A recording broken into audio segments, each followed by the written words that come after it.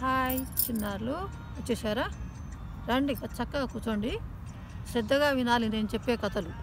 మీరు స్కూల్లో కూడా మీ టీచర్ చెప్పేటప్పుడు శ్రద్ధగా పాఠాలు విని ఇంటికి వచ్చినాక ఆ లెసన్స్ ఒకసారి చదువుకొని హోంవర్క్ చేసుకున్నాకనే ఆటలకు వెళ్ళాలి, సరేనా?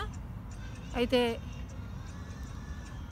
మీకు ఆడుకోవడానికి స్కూల్లో టైం ఉంటుంది కనుక ఇంటికి వచ్చినాక ఆడుకోకుండా నా దగ్గరికి వస్తే నేను రోజు ఒక స్టోరీ చెప్తాను మీకు. అందులో నీతి తెలుసుకొని మీరు ఎలా ఉండాలి ఏమిటి అనేది, మీరు ఏ చెడ్డ పనులు చేయకుండా ఎవరిని మోసం చేయకుండా అట్లా జీవించడానికి ప్రయత్నం చేయండి, సరేనా?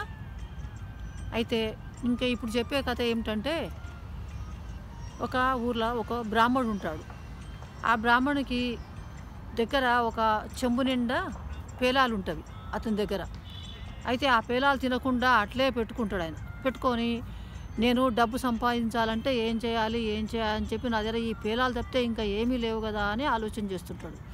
ఆలోచన చేస్తుంటే అతనికి ఒక ఆలోచన వస్తుంది. ఏమిటంటే, ఒక షావుకారుకి ఎవరికైనా తీసుకుపోయి ఈ పేలాలు అమ్మేస్తాను, పేలాలు అమ్మేస్తే నాకు కొంత డబ్బు వస్తుంది. ఆ డబ్బుతోటి ఒక కోడిని కొంటాను.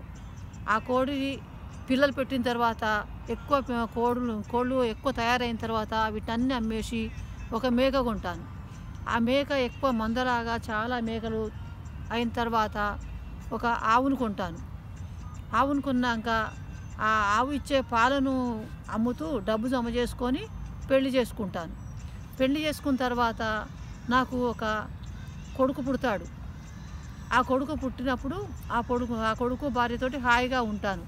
కానీ నా కొడుకు ఏడుస్తూ ఉంటే నా భార్య సముదాయించకపోతే నేను కోపంతో నా భార్యను కాలుతో తన్నేస్తాను అని చెప్పి అంటాడు. అని అది మొత్తం నిద్రలో ఆయన కలగనడం అన్నట్టు విషయం అంతా ఆలోచనతో చేస్తాడు. చేసి తన కాలు దిక్కు ఉన్న చెంబును పెడేలమని తన్నేస్తాడు.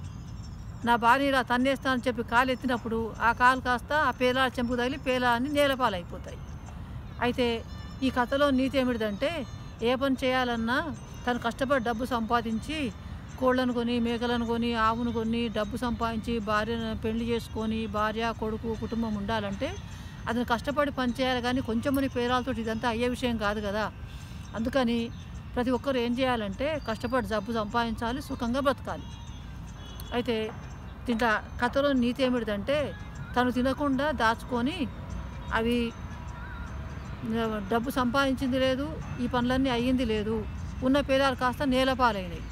అయితే డబ్బు సంపాదించాలంటే కష్టపడి సంపాదించాలి. కానీ కలలు గంటూ సంపాదించిన అనుకుంటే కలనే అవుతుంది, కలలోనే ఉంటుంది డబ్బు, కానీ చేతికి మాత్రం రాదు. అందుకనే కష్టపడి సంపాదించడం నేర్చుకోవాలి.